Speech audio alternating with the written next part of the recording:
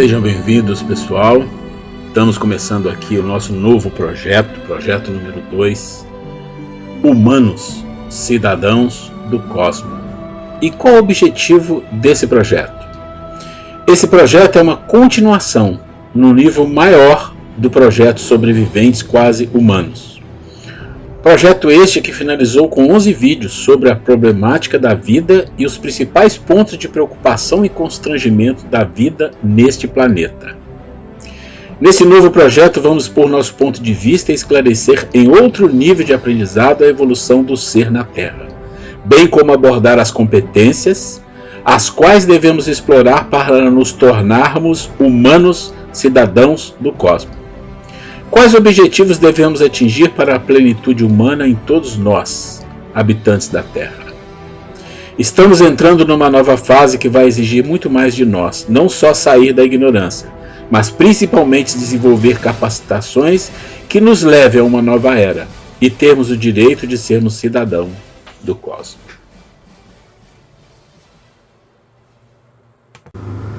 Olá, pessoal, estamos aqui mais uma vez, sejam bem-vindos aqui no nosso canal, canal José Ruela, do YouTube. E como algumas pessoas sabem, outras não, eu vou repetir rapidamente uma introdução. Nós temos aqui um trabalho de 2 projetos, nós estamos no segundo. Nosso primeiro projeto tiveram 11 vídeos e o nome do projeto é Sobreviventes Quase Humano. Então esse primeiro projeto, Sobreviventes Quase Humano, ele trouxe 11 vídeos que falam da problemática, do sofrimento, das dores, das questões de um ser sobrevivente quase humano. É muito interessante olhar esses vídeos e eu vou deixar aqui todos os caminhos, todos os links desses 11 vídeos desse primeiro projeto. E vou deixar também os links dos 2 primeiros vídeos que eu já fiz desse projeto 2, Sobreviventes Quase Humanos, porque nós estamos no terceiro. E esse terceiro vídeo é um vídeo sobre saúde e doenças, mas é um assunto complexo, é um assunto longo, não dá para fazer tudo num vídeo só, e nós dividimos em 4 partes. 4 partes. Então a primeira parte é um breve histórico, onde nós vamos falar de saúde e doença no mundo, na trajetória do mundo, bem breve, e vamos citar aqui as armadilhas do pêndulo. Vamos entender o que significa esse pêndulo, dentro de saúde, dentro da história, dentro de doenças. No nosso segunda parte desse capítulo, nós vamos falar dos 3 tesouros, da saúde e da doença. Então, os 3 tesouros, o que significa? Vamos ver os 3 tesouros, a importância deles na nossa saúde. Na terceira parte, nós vamos falar então qual é a maior doença desse planeta. Qual é a maior doença? Isso é muito importante a gente entender. E é claro que aqui nós estamos falando de assuntos ligados ao humano, um outro nível, um cidadão do cosmo. Nós não estamos falando mais de sobreviventes quase humanos. Assuntos que estão mais ligados a sobreviventes quase humanos em doença, nós iríamos falar de quê? Falar de coisas relacionadas a doenças físicas, problemas físicos e tudo isso. Não, aqui nós estamos falando de um outro nível e vocês vão entender no decorrer dos vídeos, das partes aí 1, 2, 3 e 4, que o assunto é um pouco mais, uma abordagem diferenciada. E o último vídeo, já que falamos da maior doença, nós vamos falar da cura. Tem cura, essas doenças têm cura. Então, esses são os tópicos que nós vamos levar nesses 4 vídeos sobre saúde e doença. Então essa é uma pequena introdução para nós entrarmos então no nosso assunto do primeiro vídeo, que é a armadilha do pêndulo, um breve histórico. Bom, eu gostaria de contar uma historinha muito breve para ela linkar com alguns tópicos e a gente cair a ficha, porque é importante a gente cair a ficha do que está acontecendo. Às vezes a gente vive a nossa vida, vai levando e não percebe como a gente está sendo tomado, Eu sempre digo assim, afinal de contas nós pensamos ou somos pensados? Eu com certeza afirmo para vocês, a grande maioria é pensado, ou seja, nós somos levados, manipulados, tomados, um abarrotamento de informação que chega e domina a nossa mente. Mas, vamos lá. Eu moro numa cidade e eu ia até uma outra cidade todos os finais de semana, todas as semanas, um dia na semana eu ia para uma atividade que eu tinha à noite. E todas as vezes que eu voltava, eu passava numa estrada que tinha uma padaria muito grande, uma padaria muito boa. E eu sempre passava ali para comprar alguma coisinha, um pão, algo assim.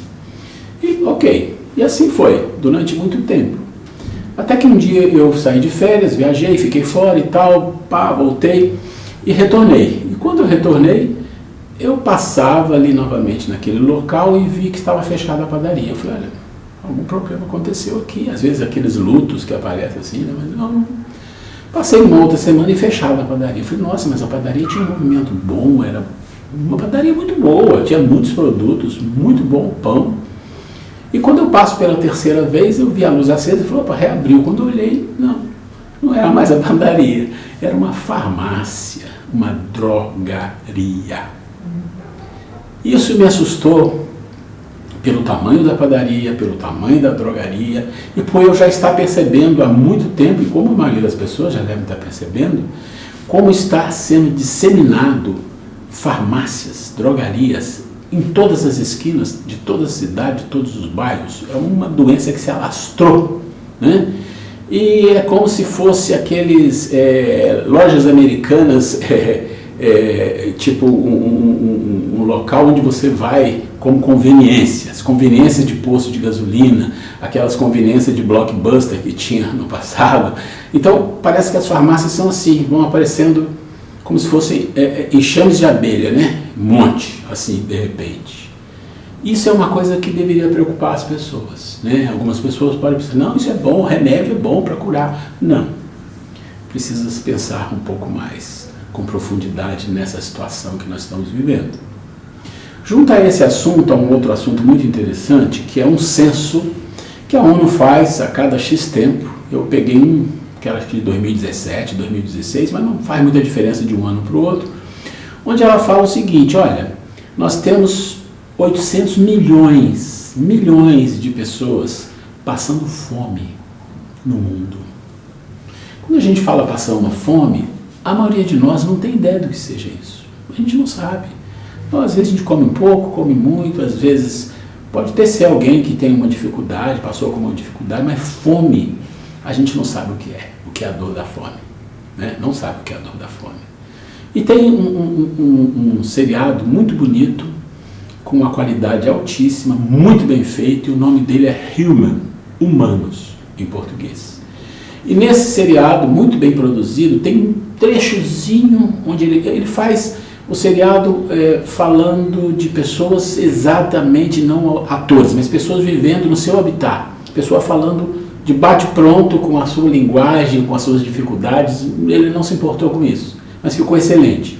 E tem um ponto que me chama a atenção e ficou guardado na minha mente até hoje. Um africano, um senhor já, eu vou dizer de idade, que ele aparentava ter idade, mas a gente que convive em situações aí de trabalhar com pessoas mais carentes, a gente percebe que as pessoas aparentam mais idade do que realmente tem. Então não dá para saber se ele tinha 60, 50, 70, não dá. Mas ele aparece lá muito castigado e diz o seguinte, exatamente assim. Olha, ele começa assim, olha, eu estou morto. Eu já estou morto. Por que eu estou morto? Porque eu vivo com a minha família na África, num local isolado, onde não tem ninguém, onde não passa ninguém, e eu vivo de poucas coisas, mas nós estamos passando muita fome. E para que não passemos tanta fome, a gente dorme. E na verdade nós estamos esperando a morte chegar. E vai morrendo um a um. Dá para a gente entender essa dor, a gravidade disso que acontece nesse mundo em que nós vivemos? Nesse mesmo censo da ONU, ela fala que desses 800 milhões, tem 2 bilhões que tem deficiência alimentar. Quer dizer, passa uma certa fome, deficiência alimentar. 2 bilhões, 30% desse mundo de sobreviventes. 1,5 trilhão de dólares é gasto em remédios, farmácia, área de saúde no mundo. 2 trilhões são gastos com armamentos, com guerra, com morte. Para ter uma ideia desse número, para a gente ter uma noção do que representa isso, o PIB do Brasil, ou seja, tudo que o Brasil produz no ano é na faixa de 1,5, 1,8 trilhão de dólares. Então dá para a gente ter ideia. E aí, quando a gente olha essa estatística, olha essa situação, a gente precisa refletir. Precisa refletir. Porque se a gente não fizer reflexões em nossa vida, se a gente não pensar no mundo, se a gente não pensar na situação, se a gente não pensar onde a gente está vivendo, como contribuir, por que a gente veio aqui? É só para comer, beber, dormir? Sobrevivente? Não, aqui nós estamos falando de humanos. Humanos é diferente. Então a pergunta que eu faço é: como é que nós chegamos a esse ponto? Como é que esse mundo chegou a esse ponto de ter 800 milhões de pessoas que passam fome? Desses 800 milhões, 160 milhões são crianças. São crianças. Eu não sei o que é um filho, uma criança, dizer que tem fome. Eu não sei o que é isso. Nunca aconteceu isso comigo.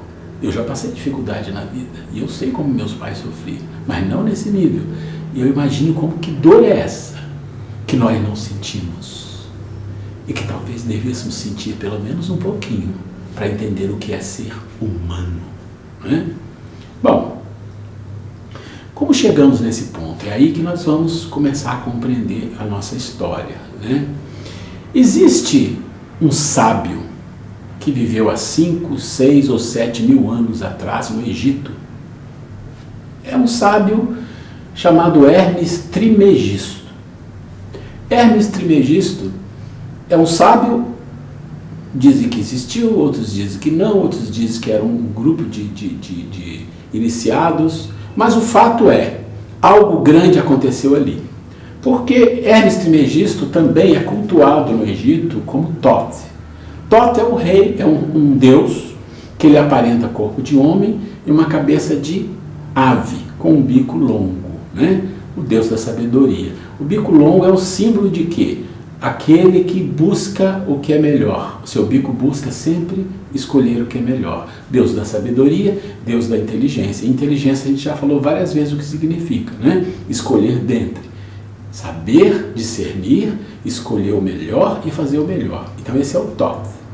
Mas o Hermes Trismegisto, e Trismegisto é de 3 vezes iniciado, né? 3 vezes sábio, vamos dizer assim, ele disse que ele tinha 7 leis. E as 7 leis eram as leis que regiam todo o universo físico, espiritual, energético, o macro-universo, o micro-universo, ou seja, tudo que regia todo o universo, em todos os sentidos, era regido por 7 leis. É uma audácia, né, esse tipo de coisa, né? Mas daí a gente vai estudar essas leis e percebe que muitas dessas leis são faladas em várias doutrinas, em várias filosofias, e muitas delas discutidas muito hoje em dia. Mas nós vamos falar de uma só, porque ela interessa para nós aqui. Chama a Lei do Ritmo. E você encontra essas 7 leis num livro chamado Kybalion.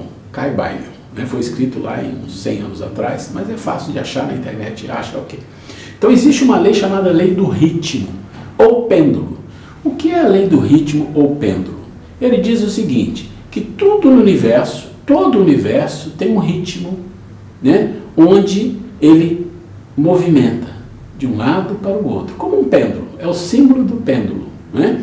E é isso que nós vamos entender nesse primeiro vídeo, onde a gente vai falar de uma história e ver como movimentou o pêndulo e como ele afetou o nosso mundo, ou como chegamos a esse ponto. Essa é a resposta que nós precisamos encontrar. Como chegamos a esse ponto? E o pêndulo vai nos ajudar a entender a história e por que chegamos onde chegamos. Vamos usar também essa lei do ritmo, ou pêndulo, lá na cura, no 4º vídeo. Então vamos guardar isso tudo aí. Então um breve histórico aqui, né?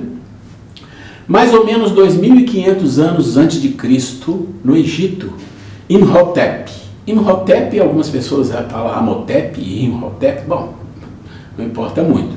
Ele foi um filósofo, ele foi médico, ele foi arquiteto. Normalmente esses seres, eles não eram só uma especialidade, eles abrangiam muita coisa. E no passado tinha que ser assim, porque era um ser sábio que se envolvia com tudo, não é?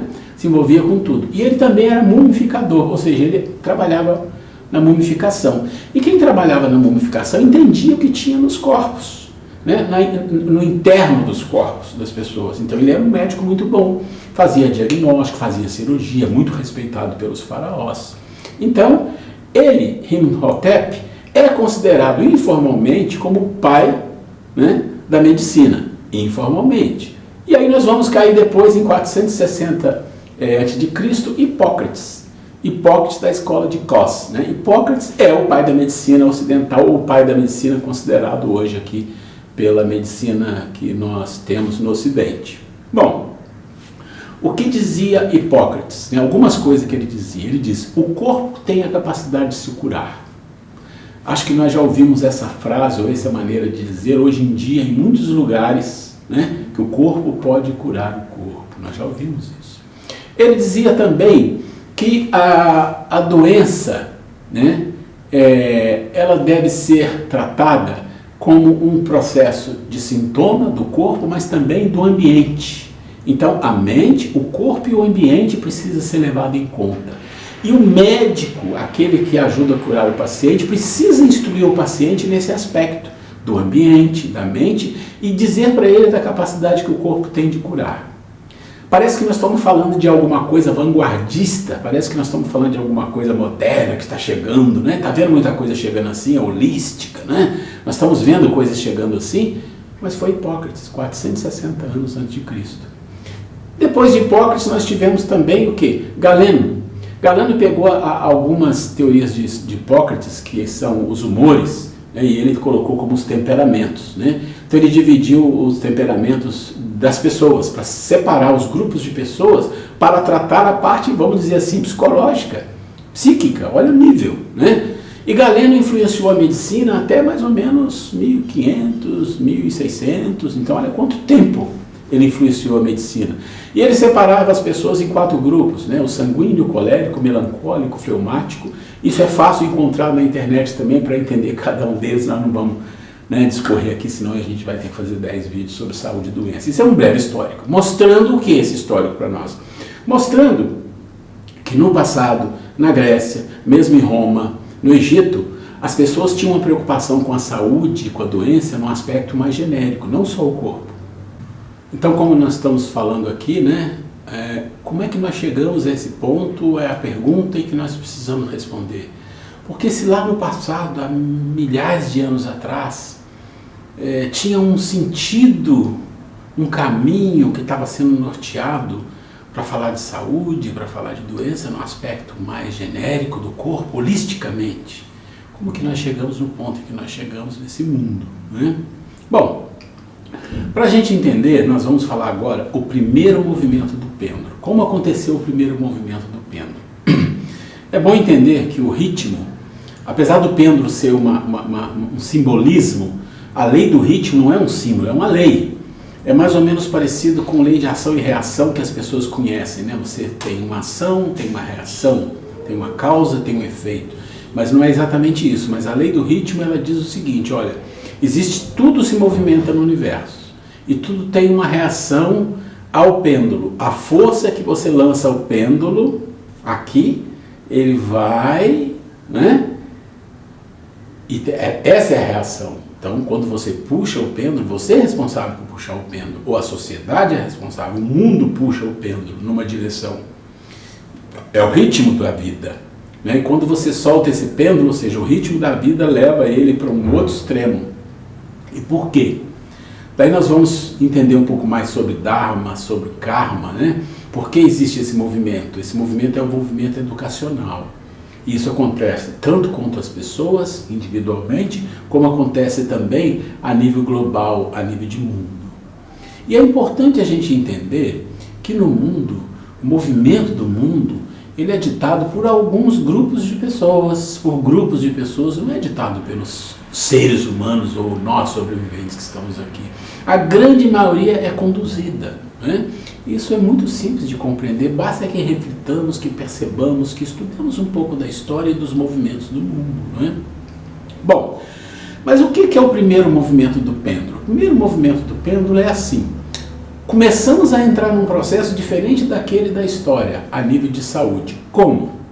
Bom, no século III, século IV, nós tivemos um movimento onde a igreja, né, começou a dominar o mundo. A igreja dominou o mundo junto com os reis, e a igreja usou o quê? Usou as teorias aristotélicas. né? Então ela se apanhou das teorias aristotélicas, dizendo sobre o mundo espiritual, o mundo de Deus, que isso que era importante, que o corpo não era importante, que as coisas do mundo não eram importantes, as coisas mundanas não eram importantes. Então o nosso corpo foi endemoniado ou demonizado, né? Isso de muito tempo, nós estamos falando de 450, 470 depois de Cristo, até mais ou menos 1400, 1500. É o período da Idade Média, 1470, algo assim. Período da Idade Média, onde a igreja se tomou conta, né, das pessoas, dizendo, não, o que importa é Deus, o que importa é a alma, né, e isso tem uma razão de ser, e isso a gente percebe como? Percebe por interesse, né?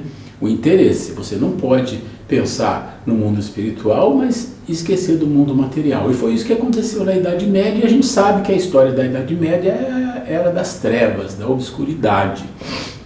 Bom, mas chega um momento, esse é o movimento do pêndulo. Então imagina, esse pêndulo se movimentou durante 1000 anos, né? 1000 anos, a Idade Média, 1000 anos, ele se movimentou numa direção onde as pessoas eram sacrificadas, onde as pessoas eram mutiladas, onde as pessoas eram torturadas, onde a sexualidade, as coisas do corpo, tudo era demonizado, né? E tudo de uma forma dogmática, tudo de uma forma bastante conveniente. Essa é a história. Então o pêndulo foi sendo puxado, foi sendo puxado, foi sendo puxado, foi sendo puxado. E quanto mais você puxa um pêndulo, imagina um pêndulo, e quando você solta, e um dia você solta, ele vai para o extremo. E o extremo é o problema, né? Porque o sentido natural do pêndulo não é pendular, o sentido natural é repouso, é o equilíbrio, né? É o Dharma, é o equilíbrio. Então, durante 1000 anos, o nosso planeta, ou principalmente a nossa sociedade religiosa, manipulou, puxou esse pêndulo de uma forma tão forte que começou a criar, em algum momento, as descrenças. Nós tivemos aí a Renascença, né? Tivemos o Iluminismo, aí muito mais depois, mas tivemos um processo de ciência que apareceu. Então nós temos aí o Galileu, nós temos o Newton, nós temos o Descartes em momentos diferentes, nós temos Kepler. Então toda essa turma, eles de uma certa forma criaram como se fosse assim, uma revolução, uma rebeldia contra um processo de tirania, contra as coisas materiais, contra as coisas físicas, contra a própria ciência. Todo mundo conhece a história de Galileu, né? Então o que acontece? Opa, está na hora de a gente romper com isso tudo. E quando você rompeu com isso tudo, você rompeu ao inverso do que você tinha. Você foi para o outro lado, né? Você foi para o outro lado e aí você criou o quê? Você criou, a nível de saúde e doença, uma visão cartesiana. Descartes também era médium, né? Mas criou uma visão cartesiana. O que é uma visão cartesiana? Uma visão mecanicista. E aí se juntou a isso o empirismo. Então a nossa ciência se tornou empírica. Nenhum problema. Desde que ela saiba o lugar dela. Empirismo. Então eu cuido das coisas, da ciência, das coisas físicas. Opa, mas o ser humano não é um corpo físico só, ele tem mais coisas. Porque os próprios seres que iniciaram esse processo do segundo movimento do pêndulo, essas mesmas pessoas tinham crenças. Mas esse processo, ele indo para um outro lado completamente diferente, que é o segundo movimento do pêndulo, né? Nós saímos de uma ideia de Deus, de espírito, que a matéria não era importante, saímos para o inverso. Não, é mecanicismo, o universo tem um movimento mecanicista, é o empirismo, é o iluminismo, ou seja, vamos romper com esse dogma, com essa tirania religiosa. E fizeram um rompimento e começa um novo processo. E o novo processo, claro que trouxe benefícios, lógico, trouxe a Revolução Industrial, trouxe a tecnologia, trouxe as descobertas científicas, mas nós estamos falando de doenças de saúde.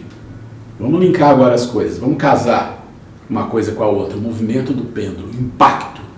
Qual é o impacto disso na vida das pessoas, né?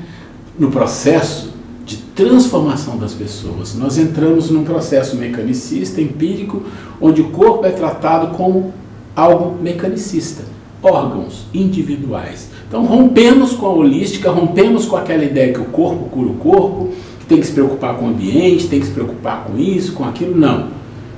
É a medicina da cura do sintoma. Isso se alastrou de uma forma forte, de uma forma grande no mundo, onde nós nos encontramos agora nessa situação, onde a área médica é a segunda, a área farmacêutica é a segunda indústria no mundo. E aí você faz as suas continhas simples, ou seja, a grande pergunta capitalista: para onde segue o dinheiro? Não é? Para onde segue o dinheiro? Então junta com o iluminismo, junta com o mecanicismo, junta com o empirismo, junta tudo isso. Opa, isso aqui é muito dinheiro. Tratar das pessoas é muito dinheiro. Junta uma política econômica. Que política econômica? O capitalismo de Adam Smith, o liberalismo de outros e de Adam Smith também. Uma coisa importante entender é que Adam Smith, mais ou menos 1700 e pouco, Adam Smith trouxe aquilo que faltava para aquele movimento materialista, né? Ou seja, olha, existe uma coisa que vocês precisam saber quando for tratar de política e de dinheiro. Isso eu trouxe para vocês, a teoria da mão invisível. Atrás da teoria da mão invisível existem duas ideias. Uma, autoindulgência. Segunda, interesse pessoal. Então, quando você olha a teoria de Adam Smith, a teoria da mão invisível, está lá, autoindulgência. O que é autoindulgência?